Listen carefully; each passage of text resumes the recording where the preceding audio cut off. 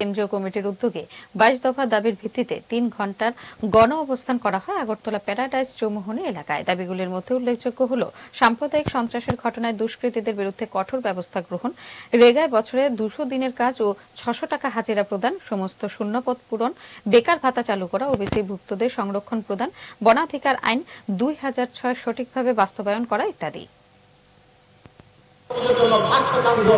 সরকারি চাকরি, শিক্ষা, জনপ্রতিনিধিদের ক্ষেত্রে সংরক্ষণের ব্যবস্থার কথা সুপারিশ করা হয়েছিল, কিন্তু রঘুনাথ মিশ্র কমিশনের সুপারিশ আজ অব্দি সরকার সেটাকে বাস্তবায়ন করা হয়েছে। এবং বনাধিকার আইন 2006 সঠিকভাবে বাস্তবায়ন করে জনজাতিদের প্রতি পরিবারকে 25 স্থানে করে জনসত্তা প্রদান করতে হবে।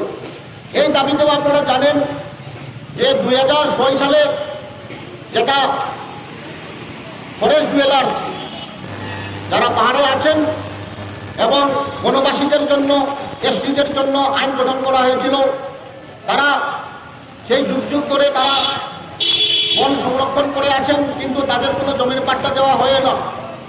তাই সরকারিভাবে পার্লামেন্টে আইন পাস করা হয়েছিল